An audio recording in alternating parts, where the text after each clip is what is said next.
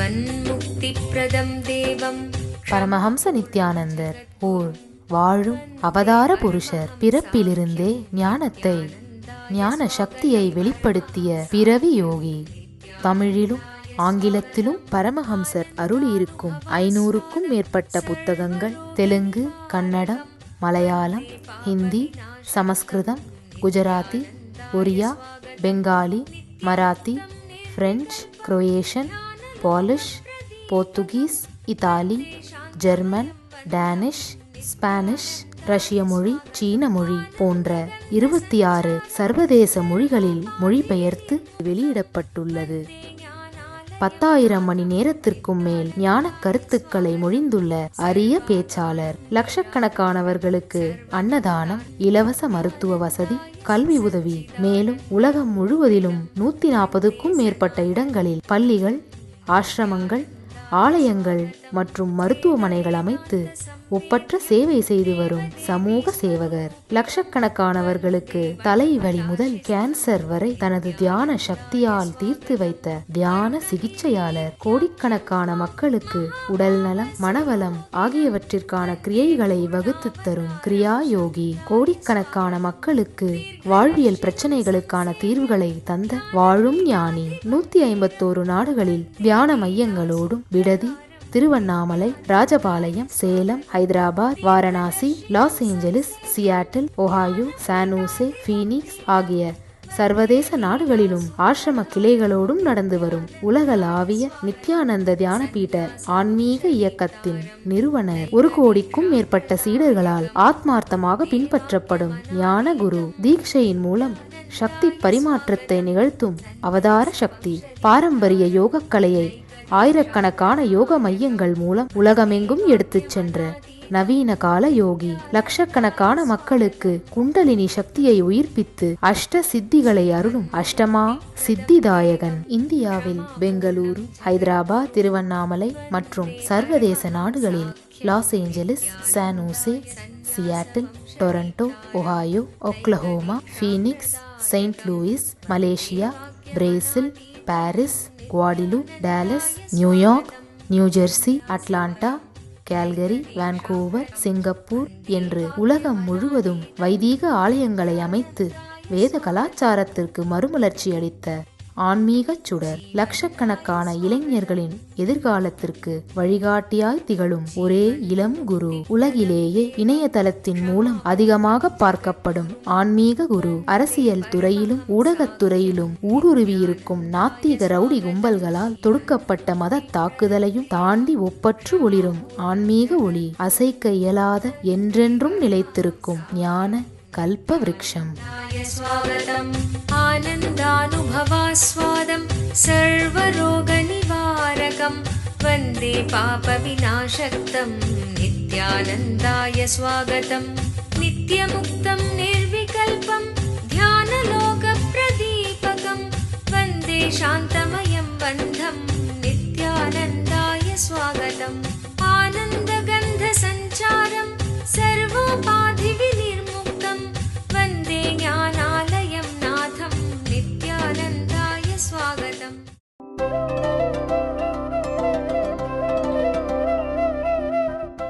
உதாராः சர்வ ஏவைதே ஞானீ த்வாத்மைவ மே மதம். ஆஸ்திதः ஸ ஹி யுக்தாத்மா மாமேவானுத்தமாம் கதிம். பஹூனாம் ஜன்மனாமந்தே ஞானவான் மாம் பிரபத்யதே. வாசுதேவः சர்வமிதி ஸ மகாத்மா சுதுர்லபஹ. இறுதியான சில சத்தியங்களை அறுதியாக உறுதியாக பகவான் இந்த சூத்திரங்களிலே விளக்குகிறார். உதாரா சர்வ ஏவைதே ஞானீ த்வாத்மைவ மேமதம் ஆஸ்தித சஹி யுக்தாத்மா மாமேவோனுத்தமாம் கதிம். பகூனாம் ஜன்மனாமந்தே ஞானவான் மாம் பிரபத்யதே. வாசுதேவ சர்வமிதி சமா மகாத்மா சுதுர்லபஹா. கிருஷ்ணன் ரொம்ப அழகா சொல்றாரு. மக்கள் எல்லோரும் சிறந்தவர்கள், பல நிலையில் இருக்கும் அன்பர்களும் சிறந்தவர்கள்.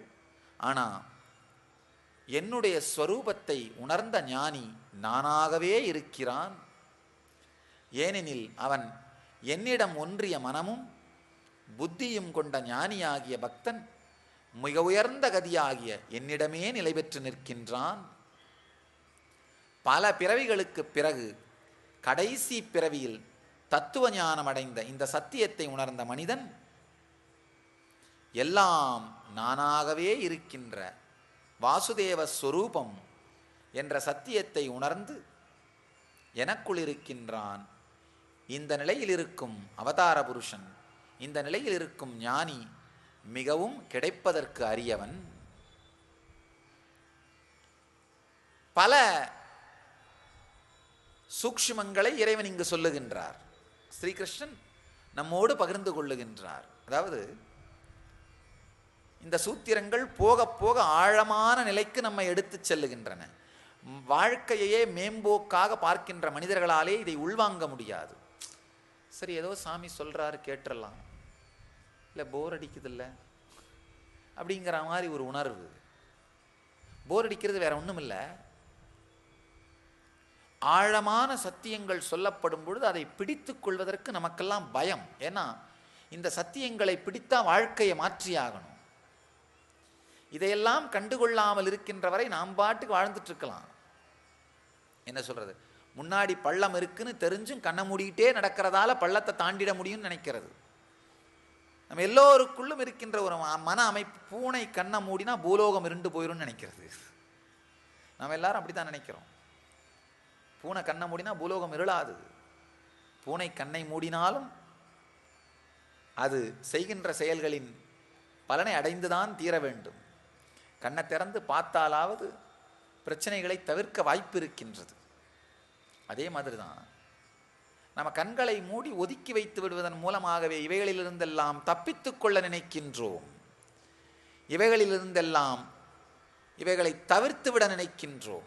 ஆனால் தவிர்க்க முடியாமல் அது பூதாகரமாக நம் முன் வந்து நிற்கும் பொழுதுதான் தவிர்க்க முடியாமல் பூதாகரமாக அவைகள் ஆனபின்தான் நாம் அவைகளை பற்றி யோசிக்கவே துவங்குகின்றோம்.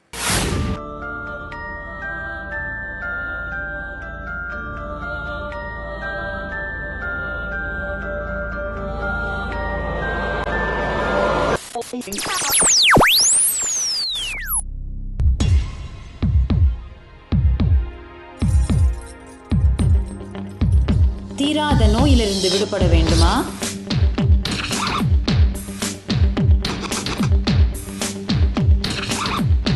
பிரச்சனைகள் இல்லாத உறவுகள் வேண்டுமா? நிம்மதியான உறக்கம் வேண்டுமா? வாழ்க்கையில் மனத்தெளிவும் உற்சாகமும் அதிகரிக்க வேண்டுமா? ஆனந்த ஸ்புரண தியான முகாம் இவை அனைத்தையும் 2 நாட்களில் உங்களுக்கு அனுபவமாக்கி தருகிறது. நாம் வாழ்வில் அனுபவிக்கும் பிரச்சனைகளுக்கும் துக்கங்களுக்கும் காரணம் நம் உடலில் உள்ள 7 சக்தி மையங்களில் பதிந்திருக்கும் எதிர்மறை உணர்வுகளும் நாம் உருவாக்கி வைத்திருக்கும் எதிர்மறை மன அமைப்பும் தான். இதை மாற்றுவதற்கான தியான நுட்பங்களும் தியான பயிற்சிகளும் கற்றுத்தரப்படுகிறது. விழித்துக் கொள்ளுங்கள். ஆனந்தம் உங்கள் பிறப்புரிமை. ஆனந்தமயமான வாழ்க்கை உங்களுக்காக காத்து கொண்டிருக்கிறது. வாரந்தோறும் சனி மற்றும் ஞாயிற்றுக்கிழமைகளில் ஆனந்த ஸ்புரண தியான முகாம் நடைபெறுகிறது. நடைபெறும் இடம் நித்யானந்த தியான பீட்டம், கிரிவலப்பாதை, திருவண்ணாமலை. தொலைபேசி எண்கள் 7200003311 7200003322. ஆழமாக மன அமைப்பை பற்றி விளக்குகிறார். அதாவது எல்லா நிலையில் இருக்கின்ற சாதகர்களும் நல்லவர்கள். ஒரு யோகி நல்லவர், அதில் ஒன்றும் தவறில்லை. ஆனால் ஞான நிலையை அடைந்தவர், ஒரு ஞான பக்தியாலே இறை சொரூபத்தில் கடைந்தவர் நானாகவே இருக்கின்றேன்னு சொல்றார். அதாவது நான் என்னுடைய சாநித்தியத்தால் என்னவெல்லாம் உலகத்திற்கு செய்கின்றேனோ அதையெல்லாம் செய்யக்கூடிய சக்தி பக்தர்களுக்கு உண்டு. சாமி எப்பவும் சொல்றது உண்டு, ஆழமான விதர்க்கம், ஃபீலிங் கனெக்ஷன் குருவோட ஏற்பட்டுருச்சுன்னா நீங்களும் அவருடைய சாநித்தியத்தையே வெளிப்படுத்துவீர்கள்.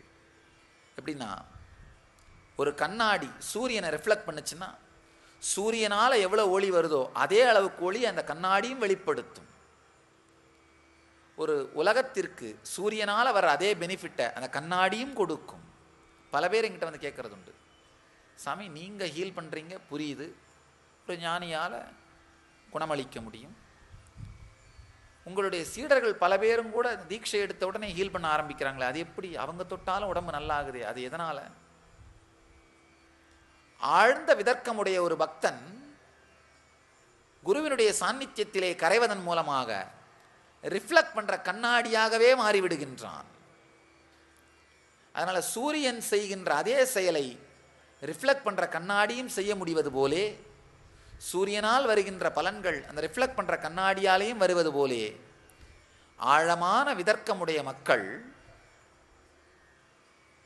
அவர்களுடைய குருவின் அதே குணங்களை வெளிப்படுத்துகிறார்கள், அதே சக்தியை வெளிப்படுத்துகிறார்கள், அதே சக்தியை ரேடியேட் பண்றாங்க, அதையே தங்களுடைய வாழ்க்கையிலே வாழுகின்றார்கள்.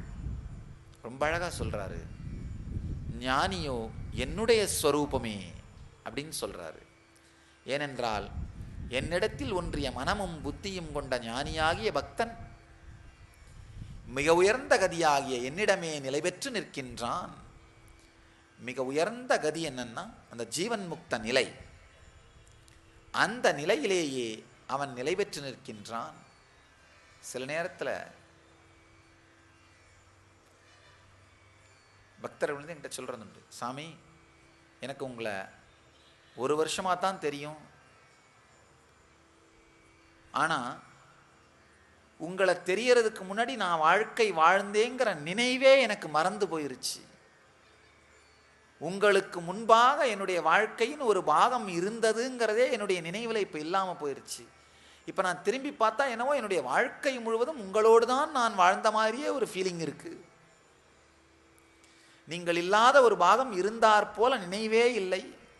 ராமகிருஷ்ணர் சொல்வார், யாருக்கெல்லாம் கடவுளின் பெயரையோ குருவின் பெயரையோ நினைத்த மாத்திரத்திலேயே நெஞ்சு பொங்கி ஆனந்தம் கரைந்து கண்கள் கரைகிறதோ அவர்களுக்கு இதுதான் கடைசி பிறவின்.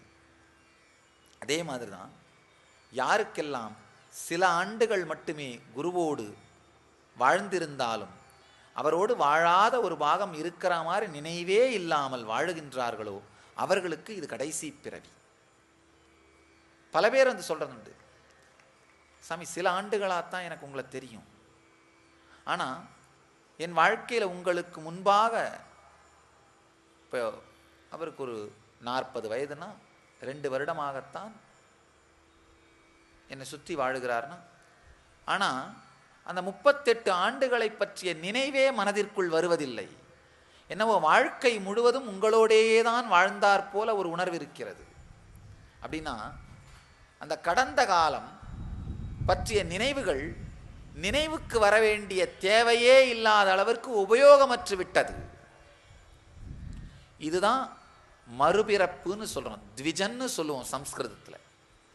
கடந்த கால நினைவுகளுக்கு எந்த விதமான உபயோகமும் இல்லாததனால் அவை புறந்தள்ளப்பட்டு இப்பொழுது குருவோடு வாழுகின்ற இதுவே முழுமைத்தன்மையோடு இருப்பதனால், இதுவே நினைவு முழுவதையும் நிறைத்து கொள்வதனால், நல்லா புரிஞ்சுக்கோங்க, நிகழ்காலம் முழுமைத்தன்மையை அளிக்காத பொழுதுதான் கடந்த காலத்தை பற்றியே கற்பனை பண்ணிட்டு இருக்கிறதோ இல்லை எதிர்காலத்தை பற்றியே ஏங்கிக்கிட்டு இருக்கிறதோ நடக்கும். நிகழ்காலம் நிறைவுத்தன்மையை அளித்து விடுமானால் கடந்த காலத்து கற்பனைகளும் எதிர்காலத்து இயக்கங்களும் கரைந்து விடுகின்றது. ஆழமான குருபக்தி உங்களுக்குள் உருவாகுமானால் கடந்த கால கற்பனையின்றி எதிர்காலத்து இயக்கமின்றி தானாக கரைந்து விடுவீர்கள், நிகழ்காலத்தில் நிறைந்து விடுவீர்கள். அது நடக்கும் பொழுதுதான் வாழ்க்கையே இனிக்கும். அதனால தான் 38 ஆண்டுகள் நினைவு திடீர்னு காணாமல் போயிடுது. அதை நினைக்க வேண்டிய அவசியம் இல்லாதனால 2 ஆண்டுகள் குருவோடு வாழுகின்ற இந்த நினைவே நினைவெல்லாம் நிறைந்து விடுகின்றது. அதுபோன்ற நபர்களுக்கு இதுதான் கடைசி ஜென்மம், இதற்கு மேல் பிறவி இல்லை.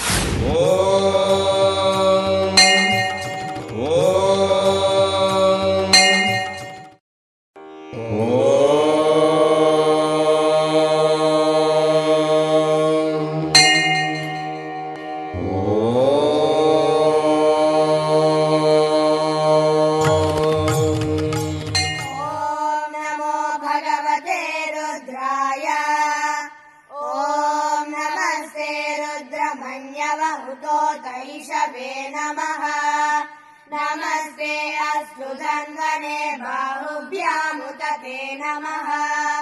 या तैष शिवतमा शिवं बभूव ते धनुः शिवा शरव्याया तव तया नो रुद्रमृडया। या ते रुद्र शिवा तनूरघोरा पापकाशिनी तया नस्तनुभाषन्त। வாழும் பொழுதே யார் ஒருவர் புதுப்பிறவி உணர்வாலே எடுக்கிறார்களோ, த்விஜ நிலையை அடைகிறார்களோ, அவர்களுக்கு இன்னொரு பிறவி இல்லை. இங்க இனிமையாக கிருஷ்ணன் அதை சொல்கிறார். பல பிறவிகளுக்கு பிறகு கடைசி பிறவியில்தான் இந்த சத்தியம், இந்த நிலை மனிதனுக்குள் மலருகின்றது.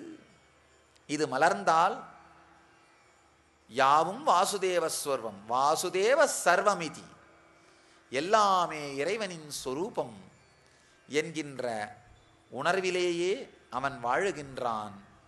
அத்தகைய ஞானி கிடைத்தற்கு அரியவன். நல்லா புரிஞ்சுக்குங்க. அதுபோன்ற பக்தர்கள் மிகவும் கிடைத்தற்கு அரியவர்கள், கிடைப்பதற்கு மிகவும் அரியவர்கள் இது போன்ற பக்தர்கள். இந்த மாதிரி பக்தர்களை பார்க்கும் வாய்ப்பு இருந்தால் அவர்களோடு இருந்து அவர்களிடமிருந்து இந்த சத்திய குணங்களை உள்வாங்கிக் கொள்ள முயற்சி செய்யுங்கள். ஏன்னா இந்த மாதிரி பக்தர்களால் மட்டும்தான் உங்களுக்குள்ள பக்தியை ஊற்ற முடியும். பக்தி மட்டும் வாத பிரதிவாதங்களால், தர்க்க குதர்க்கங்களால் வராது. அது அனுபவித்தவர்களிடமிருந்து மட்டும்தான் அனுபவித்தவர்களுக்குள் செல்லும். அதனால தான் பல நேரம் நான் சொல்கிறது உண்டு, இந்த மூடத்தனமான விமர்சனம் செய்பவர்கள் வரும்பொழுது நண்பர்கள் சொல்கிறது, சாமி இவருக்கு நீங்கள் பதில் சொல்லணும் அப்படின்னு. நான் சொல்கிறது, இவருக்கு பதில் சொன்னால் மட்டும் இவருக்கு பக்தி வந்து விடாது. தர்க்க குதர்க்கங்களாலே பக்தி வராது, வாத பிரதிவாதங்களாலே பக்தி வராது. பக்தி வாழுகின்ற ஒரு மனிதனிடமிருந்து மட்டும்தான் இன்னொரு மனிதனுக்கு செல்ல முடியும். வாழுகின்ற ஒருவனுக்கு இருந்து மட்டும்தான் இன்னொருவனுக்கு அளிக்கப்பட முடியும். எங்காவது நீங்க இந்த மாதிரியான நிகழ்காலத்திலேயே நிறைந்து இருக்கும் பக்தர்களை கண்டால் விடாமல் பிடித்து அவர்களிடமிருந்து பக்தியை வாங்கிக் கொள்ளுங்கள். இதுதான் வாழ்க்கையின் சாரம், இதுதான் வாழ்க்கையின் மிக உயர்ந்த புண்ணியம், மிக உயர்ந்த சாதனை. காரணம் என்னன்னா, சாதாரண லாஜிக்காலேயே இறுதி நிலையை காட்டிவிட முடியாது. சாதாரண பட்டறிவாலேயே இறுதி நிலையை காட்டிவிட முடியாது. ஒரு சின்ன கதை.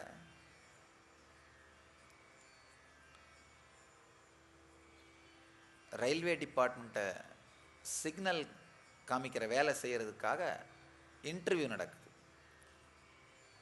அந்த இன்டர்வியூ பண்ணுற அதிகாரி ஒரு இளைஞனை முதல்ல கூப்பிட்டு இன்டர்வியூ பண்ணுறாரு. அந்த இளைஞன்ட்ட கேட்குறாரு, 2 ட்ரெயின் ஒரே ட்ராக்கில் வந்தால் எப்படி நீ அதை ஹேண்டில் பண்ணுவேன்? இவன் சொல்கிறான், உடனடியாக சிக்னல் போடுவேன். இல்லை ஒருவேளை சிக்னல் எல்லாம் உடஞ்சி போயிருந்தா என்ன பண்ணுவேன்? இல்லை நெக்ஸ்ட் சிக்னலுக்கு ஃபோன் பண்ணி அவங்கள நிறுத்த சொல்லுவேன். இல்லை ஃபோனும் உடஞ்சி போயிருந்தா என்ன பண்ணுவேன்? நான் போட்டிருக்க சிவப்பு சட்டையை கழட்டி கொடி மாதிரி அசைப்பேன். இல்லை ஒருவேளை அன்னைக்கு நீ சிகப்பு சட்டை போடாமல் இருந்தால் என்ன பண்ணுவேன்? அக்கம் பக்கத்துலையாவது ஏதாவது ஒரு சிகப்பு துணியை கடன் வாங்கிட்டு வந்து கொடியை மாதிரி அசைச்சு அந்த ட்ரெயினை நிறுத்துவேன். இல்லை ஒருவேளை அதுவுமே இல்லாமல் இருந்தால் என்ன பண்ணுவேன்? இவன் சொல்கிறான், ஊருக்குள்ளே ஓடி போய் என்னுடைய மாமாவை அழைச்சிட்டு வருவேன். இவருக்கு இந்த அதிகாரிக்கு ஆச்சரியமாயிருச்சு. ஏன் உன் மாமாவால் என்ன பண்ண முடியும், மாமாவால் என்ன பண்ண முடியும்? இல்லை, என் மாமா இது வரைக்கும் 2 ட்ரெயின் மோதி நேரில் பார்த்ததே இல்லை. லாஜிக்காலேயே இறுதிக்கு அழைத்து சென்று விட முடியாது. வெறும் லாஜிக்காலேயே இறுதியான தீர்வை அளித்து விட முடியாது. அதை தாண்டி பக்தியில் கரைந்து மூழ்கி இருக்கும் மனிதர்கள் நல்லா புரிஞ்சுக்கோங்க,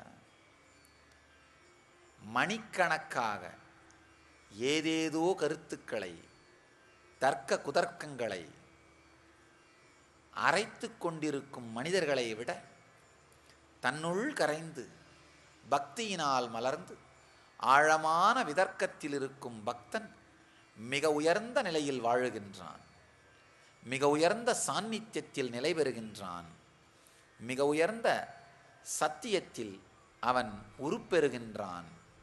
உதாரா சர்வ ஏவைதே ஞானி த்வாத்மைவ மேமதம் ஆஸ்தித சகியுக்தாத்மா மாமேவானுத்தமம் கதிம் உத்தமாங்கதிம் பகூனாம் ஜன்மநாமந்தே ஞானவான்மாம் பிரபத்யதே வாசுதேவ சர்வமிதி சமஹாத்மா சுதுர்லபா. யோகி, யோகம் பிராணாயம் பண்ணுறவர்கள், சில கருத்துக்களை கடைபிடிப்பவர்கள், சில கர்மங்களை செய்பவர்கள், இந்த எல்லா மனிதர்களும் நல்லவர்களே. ஆனாலும் ஞான நிலையில் இருப்பவன் என் ஆன்மஸ்வரூபமாகவே இருக்கிறான் என்றும், பக்தியினாலே புத்தியும் மனமும் எனக்குள் ஒன்றியவன் நானாகவே இருக்கிறான் என்றும், பல பிறவைகளுக்கு பிறகே எல்லாம் இறைவன் ஸ்வரூபம் என்கின்ற அனுபவம் அவளுக்கு மலர்கின்றதென்றும், அப்பேற்பட்ட பக்தன் கிடைப்பதற்கு அரியவன் என்றும் கிருஷ்ணன் இந்த சூத்திரங்களிலே சொல்கின்றார். சாரம் என்னன்னா,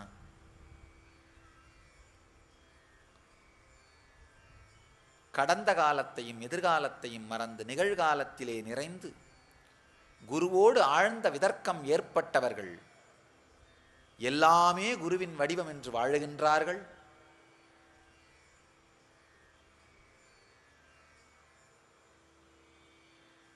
அதுபோன்ற மனிதர்கள், அதுபோன்ற பக்தர்கள் கிடைத்தற்கு அரியவர்கள். அதனால் அவர்கள் கிடைக்கும் பொழுதே அவர்களிடமிருந்து அந்த பக்தியின் ஒரு துளியையாவது பெற்றுக்கொள்ளுங்கள். இதுதான் இந்த சூத்திரத்தின் மூலமாக எம்பெருமான் நமக்கு சொல்ல விரும்புகின்ற சாரம். ஆழமாக புரிந்து கொள்ள வேண்டும். காட்சிகள் கண்ணை சந்திக்கும் நுனி, சுவாசம் மூக்கை சந்திக்கும் நுனி, சுவை நாக்கை சந்திக்கும் நுனி, இசை காதை சந்திக்கும் நுனி, தொடு உணர்வு தொடுவதால் ஏற்படுகின்ற புலன் இன்ப சுக நுனி. இந்த 5 புள்ளிகளால் மட்டும் வாழ்க்கையில் ஆனந்தத்தை சுகத்தை ருசிப்பவன் ராட்சச இயல்பை உடையவன். இதை தாண்டி இதயத்திலே எப்போவாவது நீங்கள் பார்க்கலாம், ரொம்ப ஆழமான இனிமையான நண்பரையோ அல்லது உங்கள் மனதிற்கு உகந்தவரையோ பார்க்கும் பொழுது இந்த இதய மத்தியில் ஒரு ஆழ்ந்த குளிர்ச்சியும் ஒரு சுகமான உணர்வு இருக்கும். அதுதான் நம்ம வாழ்க்கையில் நீங்கள் சுகத்தை அனுபவிக்கின்ற 6வது புள்ளி. இந்த 6வது புள்ளி சுகத்தை அனுபவிக்க துவங்குபவன் தேவ இயல்புக்கு மாறுகிறான். மனம் முழுவதும் ஆன்மா முழுவதும் சுகத்தை அனுபவிப்பவன் ஜீவன் முக்தனாக மாறுகிறான்.